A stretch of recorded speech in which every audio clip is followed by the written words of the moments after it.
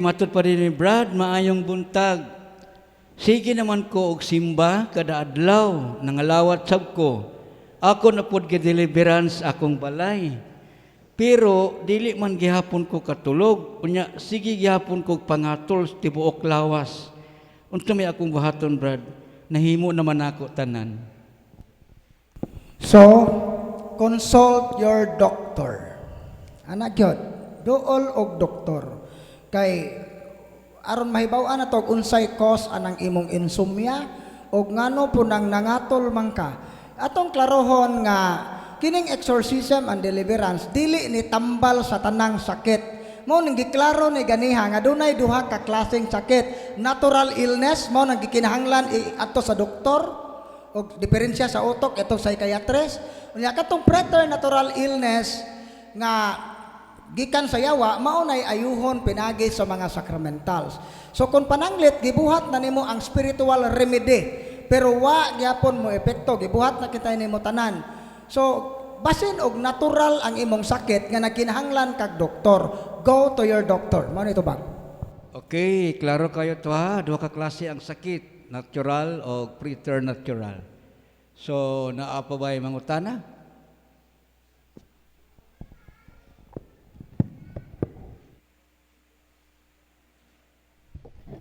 Okay, dugang pangutana, Brad. Matod pa niya din ni Brad, sa deliverance book, unsa man nga prayer ang para sa tao sa balay o sa tindahan. Okay, kani nga deliverance book. Ang para sa tao, natay guide. Kung magpalit ka og handbook dinhi, naamoy guide.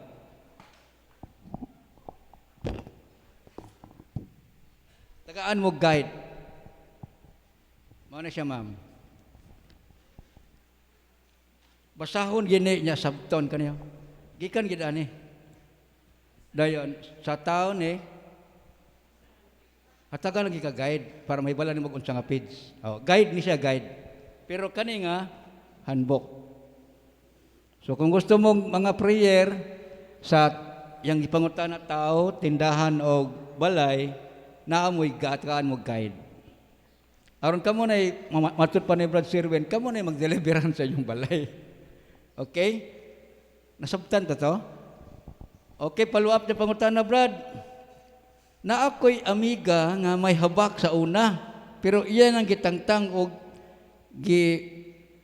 uso, giampuan, pero instead nga iyang itubag, o instead nga iyang ilubong, iyang gitago, unya, nagsakit na noon siya og cancer. Gitago sa niya.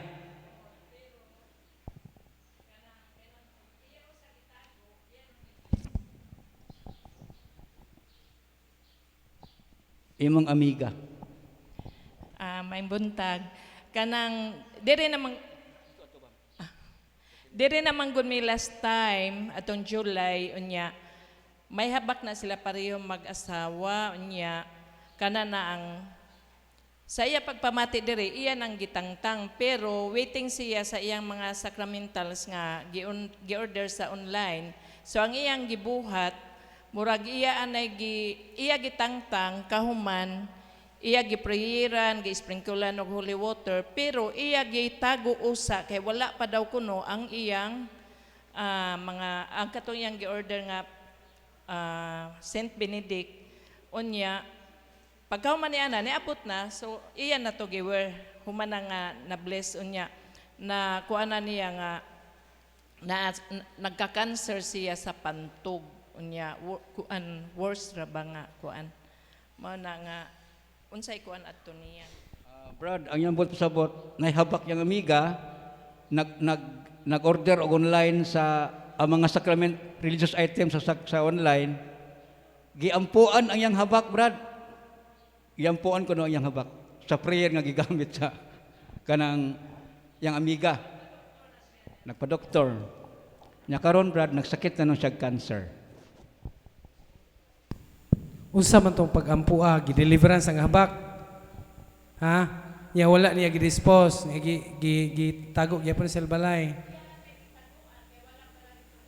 nahadlok siyang mo dispose sa iyang habak, kay wa pa moabot ang iyang agoy. Wa gihapon makuha ang attachment niya atong maong habak. Kang iyang pagtuo, wa niya gidispose, kay mahadlok siya nga wa na siya protection, kay na wa pa moabot ang iyang wan. So dili proper ang disposition niya. No, ang iyang pagsabot about sa habak ug about atong sacramentals. Nakaingon siya nga hulip tong habak sa iyang sacramentals. So mas maayong buhaton niya, duol siya pare, mangumpisal, no? Mag-renounce siya pag-usap ug ito ihalad sa Dios ang iyang balatian karon. Again, sa gistorya ni Brad Sherwin kaniya, dili nato pwedeng spiritualize tanang balatian. Kung balatian nga naay nakita nga natural nga balatian nga nakita sa science ug naay tambal nga ikuan sa science, mutuman ta sa mga pahimangno sa doktor. Kung naay nakita natural nga balatian, pero wala na mag-ingon nga bisag natural nga balatian dili ta mo deliverance. Dako gihapon ug pagkatabang ang atong pagampo sa simbahan alang sa mga natural nga balatian. Gani daghan diri natural nga balatian nakatabang ang pagampo gihapon sa simbahan. Labi na ang deliverance. Okay? So mao to ang ibuhaton. Una, mangumpisal siya, nya mag-renounce siya pag-usap ug dangop sa simbahan sa mga sakramento ug tumanon sab niya ang pahimangno sa doktor sa iyang natural nga balatian. Okay, matoy tubag. Okay. Okay, yung follow-up nga pangutana, Brad, matud pa din ni naalang ko'y pangutana. Sa pagrosaryo, Brad, kinahanglan man ang bana ang magled. Pero kung dili siya makabalo, Brad, okay lang ba ang asawa na lang ang magled sa rosaryo? Sa pagkakaroon nga di pa kamao imong bana, pwede sa ang asawa. Pero dili jud na maayo nga magpabilin hangtod sa kamatayon nga ang asawa kanunay. Mao nga di man kamao ang bana magtuon. Magtuon, mamang ko kasag-o, Brad, magpalit og guide, nakapalit og tuktok og manok, gawa kapalit anang guide ang rosaryuhan nga prete baratuwa. So obligasyon man na sa bana nga head sa pamilya nga mo'y magampo. So mao na nga importante na nga sa pagkakaron ako atong ang tubag sa pangutana sa pagkakaron nga di wa pa makamao ang iyang bana, pwede nga ang asawa sa pero wa na magpasabot nga hangtod sa hangtod siya ingana. Kay butang tagdi na magud ni kabasa, Brad, imposible nga sa karaadlaw ninyong rosaryo og di na makasag-o. So mao na nga kung makasag-o na siya puhon sa mga misteryo, siya na mulid kay siya man gyud ang head sa pamilya. So kitang mga head sa pamilya dili ta mangita og excuses nga makalikay ta sa atong obligasyon kay silutan tas Ginoo ana. Kay ato man ang obligasyon, mao na nga mangita hinuon tagpaagi nga makatuman ta sa kabubuton sa Ginoo. Mao na ito ba? Okay, mga bana, magtuon. Okay, dugang pangutana, matud pa niya din ni Brad. Brad, unsaon paggamit sa Epiphany chalk? O pwede ba na gamiton, Brad, sa panahon sa dautan nga panahon? Unsaon ko na paggamit ang Epiphany chalk? Unsa ko ni siguro yung pasabot unsay isulat pag-asa dapit. Sa ahong nahibaw-an ana ang Epiphany chalk adto ra ng panahon sa Epiphany Sunday gamiton.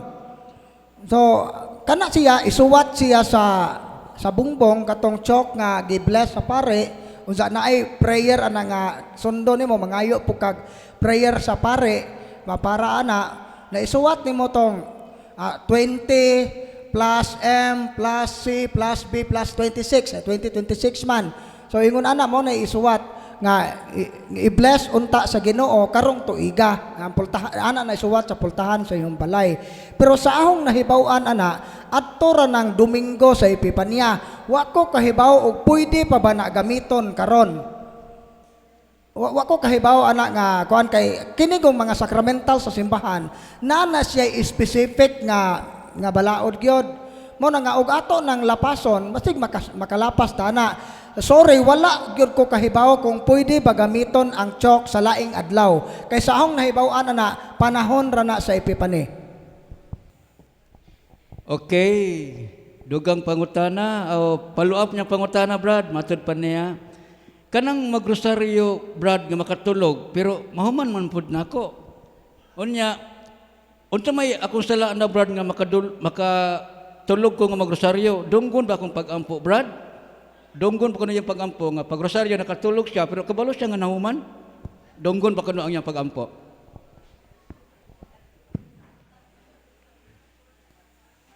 Niingon si Brad Serwin, giunsa kuno paghuman dito sa damgo nga nakatog naman.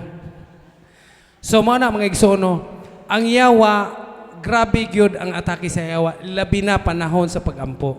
So mao na ang magmabinantayon ta, magmaigma ta kanunay nga dili ta makuha sa iyang litag. Kay mo na tapulon man ta niya, kapuyon ka, mao na nga katugon ka, mao na nga kutob sa mahimo kung panahon sa pagampo, be attentive. Nga dili ta mapukan sa iyang litag. Kay mao man na pakatugon ka aron di ka matuma, mao man yung pagampo.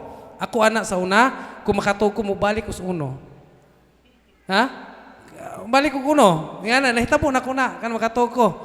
Ana kay mao na nga kinahanglan gyud nga attentive ta sa pagampo. Dili nga mekanika lang, kun dili itong isentro nga atong kasing-kasing ug gunahuna ngadto sa Dios aron mo focus ka sa imong pagampo aron dili ka madaog sa yawa. Kay ang tentasyon sa yawa naa gyud kanunay. Mao na nga kapuyon ka, hayluhon ka niya pakato. Mao na daghang magampo nga rosaryo makato.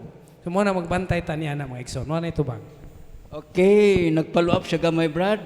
Matod pa niya, Brad, kanang rosary nga magsabat lang sa online. Okay ba na? Nako na online nga rosary, Brad, nga magsabat lang siya. Sumpay ra ng pangutanaha, bro, no? So, katong bahin day apas sumpay sa tubag ni Bro Eugene atong makatog magrosaryo. Mao na nga pangita mog oras nga dili kapoy. Ana ra man puta magrosaryo gud human nagtan-aw na to ang probinsya o sana kanang Batang Quiapo, perte ng kapuya. Mao na nga pagbilin, paggahin og espesyal nga oras para sa Ginoo, para sa pagampo. Ayaw hatagi ang Ginoo og ti-tion na nga nahibilin sa imong kusog kay makatog kana. So karon sa pangutana, pwede ba ta nga magampo nga mosabat ra sa online? Kung pananglit ang imong rason jud kay wa pa ka kasag-o kitay sa prayer, mao nga naa na lang kaning sabat sa online hangtod nga makakuan ka bata ang imong participation is wa lang kay pag dili lang bunga sa katapol, dili lang bunga sa kanang manag para lang madali, wala nay problema kay ngani ha kanus-aman man mahitabo nga prayer ang maong pagampo. Kanang atong gibuhat ba, kanus-aman ta makaingon nga gaampo ta. Kung atong mapulfill ang definition sa prayer, unsa man ang prayer day? Prayer is an elevation of our mind to God. So ang pagampo nga ang atong hunahuna o kabubuton atong gituboy sa Ginoo. So bisan pag ning sabat ka online o di ba ning sabat ka sa online nga pagampo, pero ang imong hunahuna galatagaw maadyo ning online kay aron naay magampo para nako ba kay nang laba ko sabat lang ko ginagmay nga murag mailad nimo nang Ginoo na yan ang lipat-lipat. Di. So mao na no nga importante gyud bisan pag ning sabat kas online, ang importante nga ning duyog ka sa pagampo.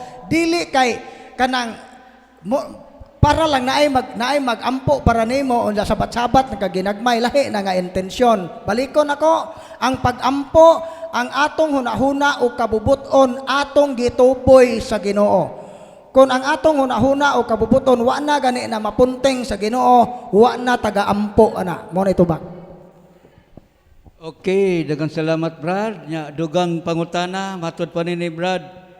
Pwede ko po ba i-post sa Facebook ang mga salita sa Deliverance Book of Exorcism? Pwede ba ko niya i-post, Brad, sa Facebook ang mga prayer sa exorcism?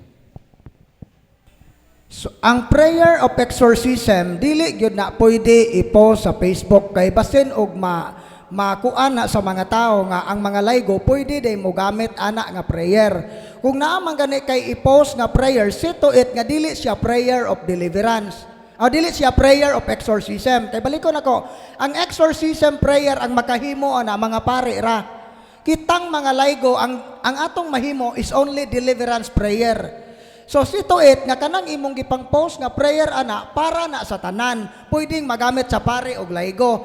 Ayaw pag-post og mga prayer nga kanang mga prayera para sa pare. Kay basin og masinayop na sa imong mga supporter o followers nga ila tong gamiton bisag kadto nga prayer para dito sa pare. Mo ang imong gi-post kay katong mang blessing of oil, ang imong silingan siya na ga-blessing sa imong oil. Isang oil kay mao may imong gi-post. So mao na nga be prudent. So kuan kita mag-careful kita nang dapita. Pwede basta ang atong gi-post nga prayer pwedeng magamit sa tanan. Ayaw mo pag-post sa mga prayer nga para lang sa pare. Mao na ito bag.